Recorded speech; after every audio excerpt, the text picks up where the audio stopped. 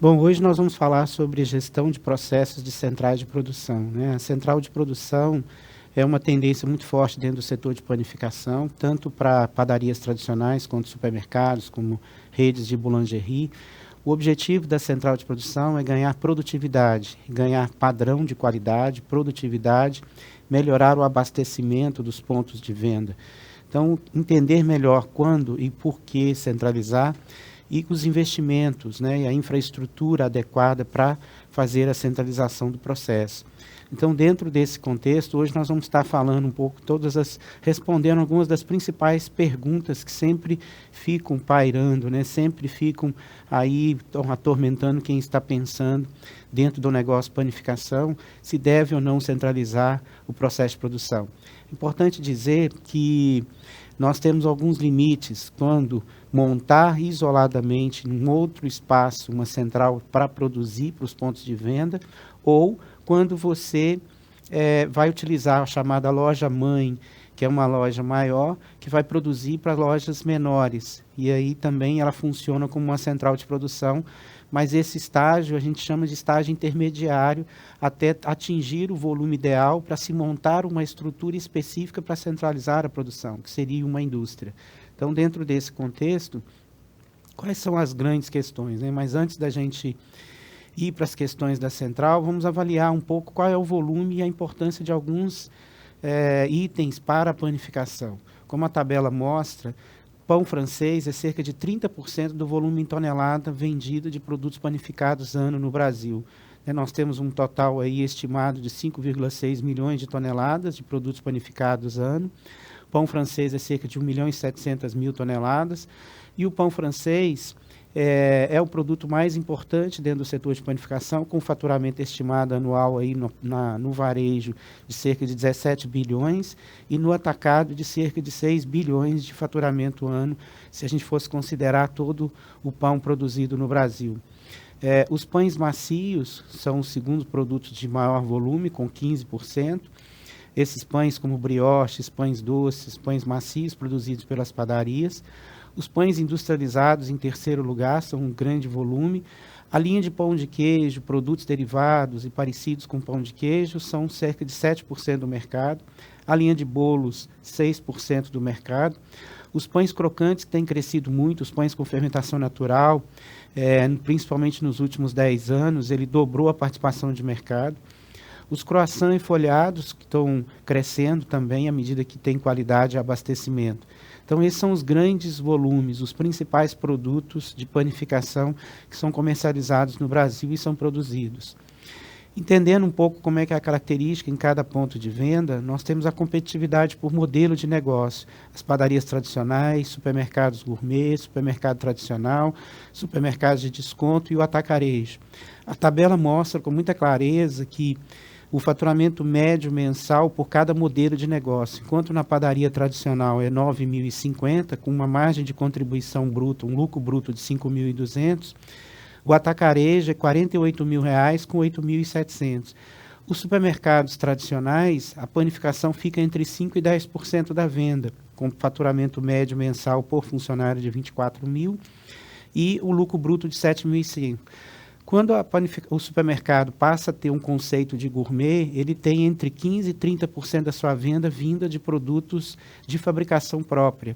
Com isso, reduz o faturamento médio mensal para 17.000, mas ele tem que compensar isso com uma melhor margem de contribuição, com lucro bruto, ou seja, o CMV tem que baixar, aumentar o lucro bruto, e assim consegue viabilizar a operação. Esse modelo tem crescido para poder competir com a mudança no perfil do consumidor, que está fazendo as compras de grandes volumes muito mais no atacado, e os supermercados estão se transformando em lojas que vem com uma venda interessante de produtos perecíveis, né? Nós entendemos hoje que cerca de 50% da venda dos supermercados de até 1.200 metros de área de venda são produtos frescos, produtos com vencimento, com validade mais curta, como padaria, hortifruti, carne, laticínios, frios. São os produtos perecíveis, porque são produtos que são comprados perto da casa do consumidor, perto do trabalho, com mais regularidade, e não permitem um grande estoque. Então, o consumidor não consegue comprar grandes volumes para grandes períodos. que seria a proposta do atacado e dos supermercados de desconto. Bom, entendendo esse conceito, aí nós vamos para a central de produção. Qual o custo médio por produto produzido numa central de produção? Ou seja, quando a gente está numa central de produção, o custo da matéria-prima ele cresce, da mão de obra diminui em relação ao processo artesanal. No processo artesanal, a mão de obra custa mais cara do que o valor da matéria-prima. Já no processo com uma escala maior, que é o caso de uma central de produção, a matéria-prima custa em média 40% do custo total, a mão de obra cerca de 20%, os impostos 14%, energia 5,5%, a logística 4,5% do custo e os outros custos 16%. Então, mostra o peso da questão da matéria-prima e o peso da mão de obra na composição de custo dos produtos produzidos numa central de produção. O que diferencia uma central de produção de uma indústria de pães congelados? Né? Uma central de produção ela tem um mix elevado e de menor produção em cada item. Ela produz aí cerca de entre 200 e 500 itens. Enquanto que uma fábrica, uma indústria de congelados, ela tem grande volume de poucos itens, como o caso do pão francês. Então, normalmente, uma indústria de congelados, ela vai ter aí 40, 50 itens no máximo, enquanto uma central de produção vai trabalhar com cerca de 300 itens no seu portfólio de produtos. Então, isso mostra uma característica básica, ou seja, a central de produção é uma grande padaria com mais escala, mas ainda com grande variedade de produto. Já uma indústria de panificados congelados, ela tem poucos itens com grande volume, porque ela concentra muita energia nas commodities, nos produtos de grande volume. Né? E aí, dentro desse contexto, quais são os fatores críticos para o sucesso de uma central de produção? Boa capacidade de armazenamento é o principal. Você não pode fazer uma central de produção sem pensar na capacidade de armazenamento, porque isso vai impactar em ganhos de produtividade. Lotes de produção bem dimensionados, não faz sentido você utilizar menos de 4 horas do grupo de trabalhadores para produzir um produto, porque menos de 4 horas você vai ter um lote de produção muito pequeno e isso vai piorar a produtividade. Investimento em tecnologia, com equipamentos, trazer o máximo de automação possível, mesmo sendo um processo semiautomático, mas ganhar escala e produtividade. A tecnologia do frio é fundamental. Sem a tecnologia do frio, não é viável fazer uma central de produção de produtos panificados. Contratação de profissionais especializados, como engenheiros de alimentos, nutricionistas, ou seja, além do profissional da execução da tarefa, nós precisamos de inteligência nesse processo. Daí a importância de trazer profissionais mais qualificados para trabalhar na formulação, nos processos, no gerenciamento desses processos. E um outro ponto muito importante é que os produtos de maior volume de insumos, as compras precisam ser organizadas com menor frequência e maior quantidade para que tenha melhores negociações com os fornecedores. Essas compras maiores vão reduzir entre 10% e 15% no custo médio desses produtos e vai tornar a central mais competitiva para permitir as margens para os pontos de venda e não ficar com um produto lá na ponta com preço acima de mercado. Quais os produtos centralizar? Né? Os produtos de menor volume de venda, abaixo de 3 quilos por dia de venda, no ponto de venda, são os produtos mais críticos. Esses produtos são os primeiros a ser avaliados se não deve centralizar a produção. Produtos com grande complexidade no processo de elaboração, ou seja, além de vender menos, são produtos com grande esforço no processo de elaboração. E aí, por último, você vai pensar nas commodities, como pão francês, como pão doce, pão de queijo, nos bolos, ou seja, os produtos de maior volume vão vir no final, mas começa a centralizar nos produtos que impactam muito em aumento de custo no processo artesanal com uma escala muito pequena de produção. Como definir, né, a tecnologia nos processos de uma central de produção? Né? O congelamento, pré-assamento, estoque, automação. Aí é importante a gente entender o seguinte, que dependendo do nível de automação, você fica com uma capacidade de produção muito grande, muito acima da média normal. Uma central de produção hoje no mercado, a gente entende que o volume é acima de 30 toneladas e os volumes médios que estão sendo centralizados em torno de 70, 80 toneladas de produto. Esse volume para uma padaria é muito, é cerca de 10 lojas de médio porte, ou 20 lojas pequenas. mas esse volume é pequeno para o processo de automação dentro do setor de panificação. Com isso, a gente fica com um processo intermediário, né? E aí os investimentos, eles variam entre 40 e 80 mil por tonelada produzida. Hoje o investimento médio está em torno de 60 mil reais por tonelada produzida mês. Então, isso é só em equipamento. Então, uma central para fazer 50 toneladas, vai ter um investimento aí aproximado de 3 milhões de reais em termos de infraestrutura, equipamento e adequação do imóvel. E os equipamentos mais resistentes, com foco em produtividade, são muito importantes, esses equipamentos, com mais resistentes, porque você vai ter lotes de produção contínuo e uma quantidade maior do que uma padaria tradicional. Então, a importância da resistência desses equipamentos para diminuir a quebra indesejada em horários, em momentos que está no processo produtivo.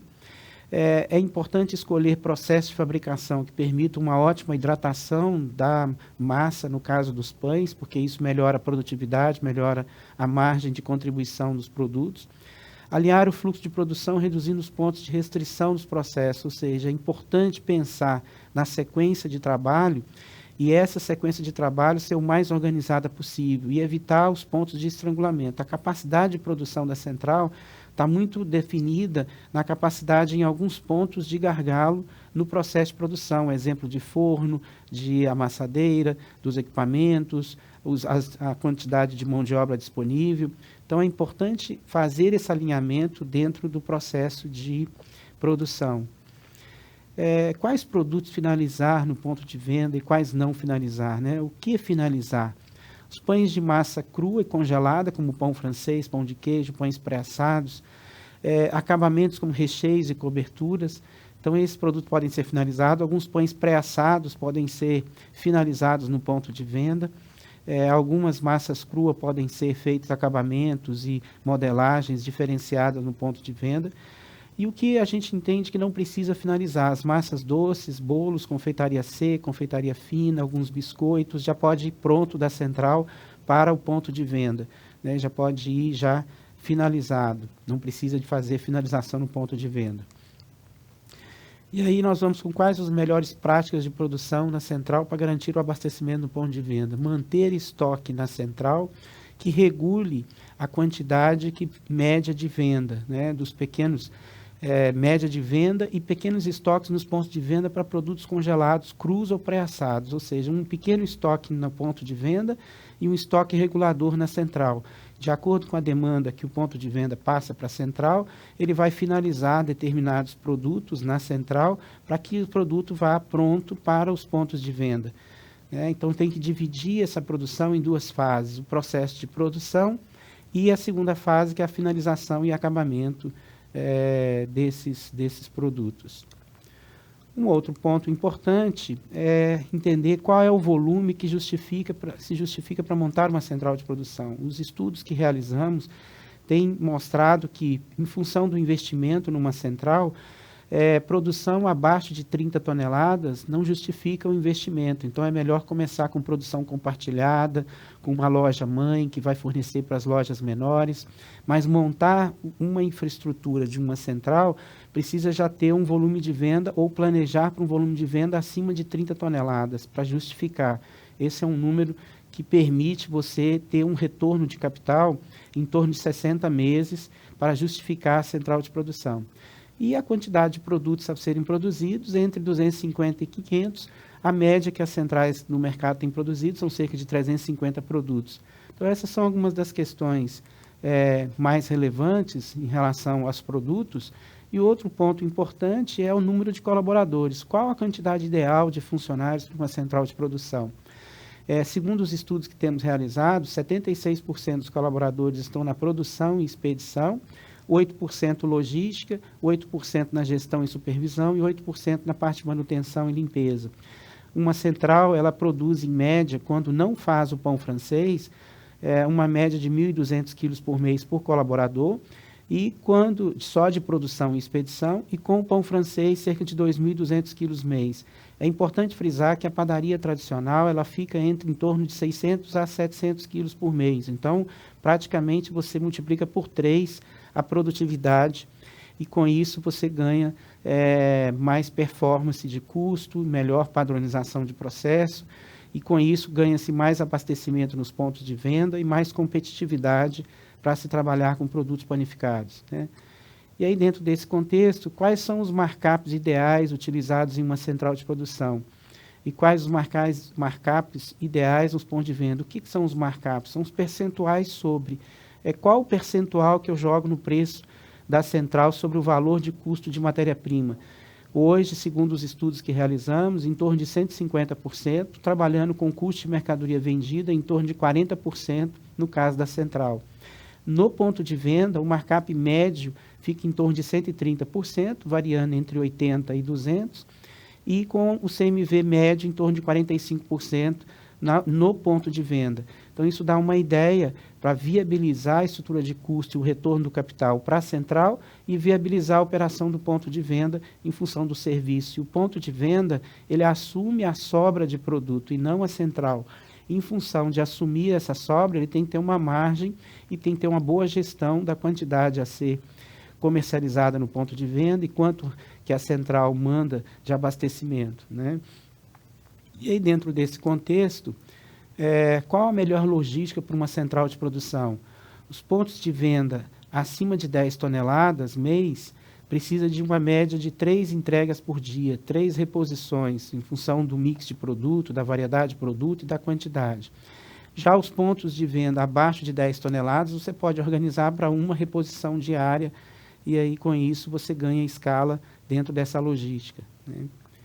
Então, dentro desse contexto, o que a gente entende hoje que a central de produção é uma grande tendência, já muito utilizada dentro do setor de panificação, mas muitas perguntas ficam no ar e a gente fica sem as respostas. O objetivo de elaborar esse conteúdo é para dar essas respostas para aquelas pessoas que estão trabalhando dentro do setor de panificação e tem como finalidade centralizar o seu processo de produção para aumentar a competitividade. Muito obrigado.